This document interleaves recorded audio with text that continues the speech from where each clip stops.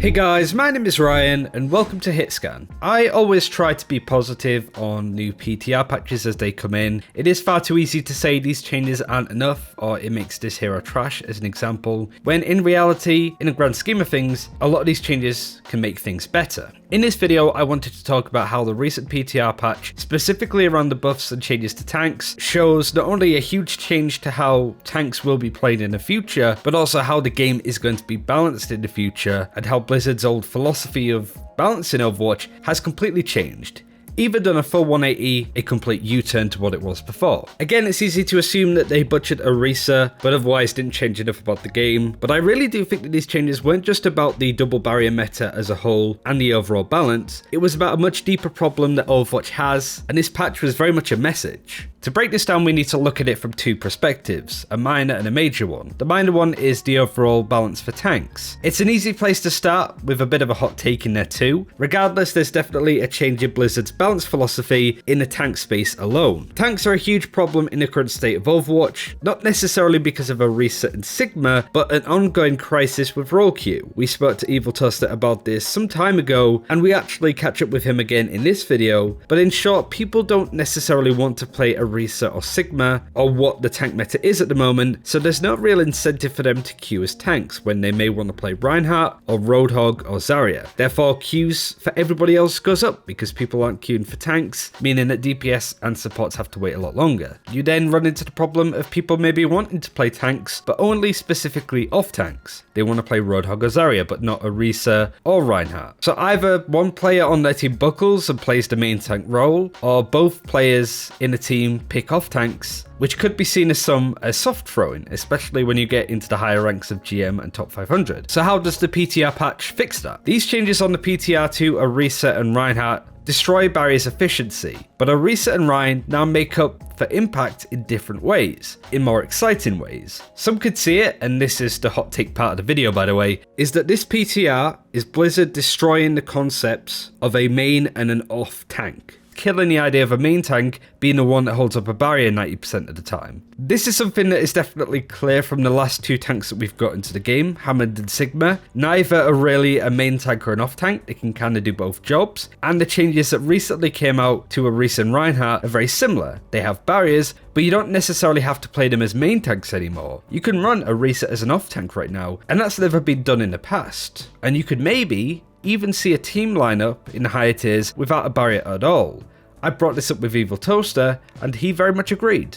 Blizzard is consciously thinking about that because it seems now that even the tanks that have barriers on the PTR are going to act more in line with what we expect from the non-barrier tanks. So in a way, they're, getting rid of that binary where you could just run, I think it could be entirely possible that something like Roadhog and Diva, or Roadhog and Zarya, probably more likely, ends up being a actual comp. Because those two characters are really good at breaking barriers, so that won't be a problem for them. And they're really good at face tanking, which is something that all tanks are going to be having to do more of now. So I hope that is Blizzard's goal, because that opens up a lot of variety for tank players. Because if you're just a tank play right now, you kind of have to say you're a main tank or an off tank player, which really just says you're part of these two subsets of characters. But in reality, you should be playing all tanks, because you don't want to be restricted to just 4 heroes or less when, DPS players get 15 to choose from. That's not good, and Blizzard knows that. So this is part of helping that, I hope. What Evil Toaster just mentioned there too is applicable for support as well. You of course have main and off supports, with Lucio, Mercy and Baptiste being used as main supports, but realistically for the majority of us, you can mix and match whatever supports that you want and still have decent impact. It means that you can even run Brigitte and Zenyatta, who are the two worst picked supports at the moment, and still have a strong chance of winning, if you're good on those heroes of course. But this goes into the much bigger discussion and the major problem with Overwatch: hero identity, counterplay and impact. This is something that people have criticised for a long time, even Siegel with his State of Overwatch video that came out last year. The best description of that criticism comes from Skyline in a video that we did with him quite a while ago to talk about how the game has become more flat with balance. in an effort to balance it and make it more competitive, because people always think that competitive means like flat. They've really flattened the game a lot with its balance,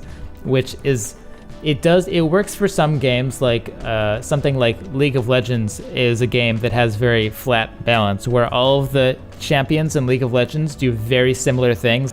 If you recall, when Overwatch first came out, you had a bunch of crazy hero designs that were awesome. Like when Zenyatta first came out, he had 150 HP, but he hit like a truck. He did like 1 billion damage. They changed all these heroes to be more normalized. So like for Zenyatta, they gave him back 50 HP, so he's more like a normal hero, and they took away his damage back down to like more of a normal hero. Slowly over time, all these changes made it so all the heroes in the game have really flattened down to be quite similar. And the issue was the game was initially developed with the very strong hero identities, and it's really just gotten to the point where it's gotten so flat in terms of what the heroes do that you can't balance it that way anymore. But they slowly took the personality and the special traits out of every single hero in the game. It's a pretty stinging message, but the reason why I remembered this interview is because recently Tyler Culp from Blizzard Watch brought up the exact same problem that they have with this patch. With the article called "Overwatch's balance changes continue to double down on the game that we never wanted," which I mean is pretty ouch. It's certainly a title, but again, it's a similar criticism that Skyline just brought up. But I did want to highlight this line specifically, and I'm sure most of you will agree too. If you're looking for the tactical highs of 2016's Overwatch, where counterplay and counterpicks were rewarded more than a single hero popping off, you're back to playing single player games and MMOs until something's brave enough to come like that again. And this is definitely a big area of the past. Overwatch was an FPS game that people could play if they weren't very good at FPS games. They could play Mercy and have huge impact because of the res that she had before. You could play Reinhardt and play it almost like a MOBA with how you use your abilities, where you position. That was my biggest drawing for the game. I'd never played a competitive FPS before Overwatch, but as time has gone on, the game has been based around more skill. The game has been flattened out, and no hero really counters another one anymore. Not in the same way that it used to, but the problem that I have with this statement and what Skyline said is that Blizzard wanted that too, perhaps more than either of the people I just mentioned. Overwatch was built from the ground up as this rock, paper, scissors counterplay game, and by being able to switch anytime in game, by not having a hero lock initially, allowing you to run 6 tracers if you wanted, by not having a role lock initially,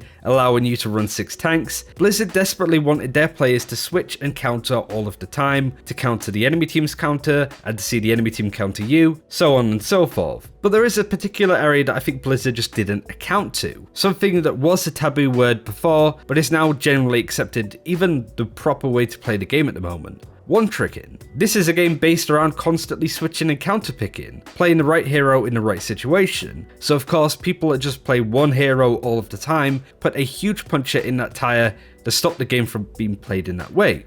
Again, Evil Toaster says it best here. Like, Blizzard doesn't want the meta to be like, just 6 heroes, obviously. They want you to be able to queue into your role and then pick whatever hero you want, which is a philosophy shift from the beginning of Overwatch, where they were like, yes, you're going to play Overwatch, you'll queue up, and you're going to pick whatever hero that is needed. But Blizzard has been moving slowly towards the direction of you pick what you want, because it turns out that's what players actually wanted to do since the game's release. A lot of people will have the stigma against one tricks, but in reality, there's a little one trick inside all of us. And like, if we had the choice and it was all viable, we would just play our favorite hero as much as we wanted. And a lot of the competitive players that argue that, oh, you have to switch heroes all the time, they're doing it reluctantly, let's be honest. Like, a lot of people, like, some players aren't though, because like there are also some players that express their enjoyment of Overwatch and their skill in Overwatch by having a variety of characters they could play. And some other players like to express that skill by being a master of just 1 or 2. And all of those are valid, and I think Blizzard is starting to recognize that that's what they need to support. Because again, in the start of Overwatch, when it was like, yes, you're going to pick this hero, and then they're going to pick this one, and you have to counter. And this whole idea of like dynamic counterpicking and dynamic meta, that idea failed, and they realized that they need to change the philosophies. And I hope that this whole tank shift is the first step towards that. because healers and damage heroes also need to get an adjustment to not be so black and white as far as like effectiveness. Because like take Pharah for example. Pharah is a character that is so wildly effective when not countered that it's just extremely oppressive. But then as soon as you pick a hit scan, it's just like, oh well, I gotta switch off Pharah. Like that's an example in the damage role where that still happens, but Blizzard doesn't want that anymore, I think. It's been a long time coming, but Blizzard has buckled with this recent PTR patch. They've destroyed the idea of a barrier tank equaling a main tank by dunking on barriers, but then they buffed Ryan and Orisa in areas that allowed Reinhardt to play to his strengths and Orisa to play to hers. Most importantly, you could play Reinhardt more often, Orisa more often. Both of them together is viable, but also neither of them if you didn't want that. With any luck, the idea that you need X hero in your game isn't as much of a thing anymore. And this is the change in their balance philosophy. They're doubling down in that area of all heroes should be viable all of the time, with the quick caveat of maybe not optimal all of the time, but definitely viable. And why is this important? It allows players to simply play what they want. This is something that even Violet said before the PTR patch hit about a similar thing for supports. And it's an amazing sight to behold, where a meta that people consistently are upset with understand that, hey, if I get good at a hero, mind you it'd be Brigitte, or mind you it'd be another hero that probably isn't even looked at now because of the meta, but they are probably good. It just opens the community's picks on heroes more than what it was. You don't need to play the meta to be able to have fun and to be able to be successful on the competitive ladder in this game. And this is kind of what's happening with tanks at the moment, so this PTR patch is the tank's time to be in the sun. That's everything that I wanted to go over today. Blizzard's recent PTR patch has shown a massive change in how they intend to balance Overwatch going forward, no doubt into Overwatch 2 as well. And definitely going away from this my rock beats your scissors 100% of the time, regardless of how good my rock or your scissors is, to if your scissors is good enough, you could beat my rock even though my rock has the advantage. I know plenty of people will not necessarily like that, Skylar and Tyler to name a few, but we're in a position now where almost every hero is viable in competitive in the right hands, and I think that's actually a really huge feat for Blizzard that they've managed. Like I said, not optimal, some heroes are still bad in the wrong situations, but it's not a complete throw pick and you can't be counted into the stratosphere. And I think overall, that's a really good thing, but time will tell how this goes into the future. I am excited about a meta where main tanks may not be needed, and people can actually start playing tanks that they want to play and going from there. I would definitely play Reinhardt all of the time if I could, but the idea of playing main tank means that you have to buckle down to play Orisa, at least previously. Now that doesn't feel like it's the case as much anymore. Thanks for watching, take care, we'll see you next time.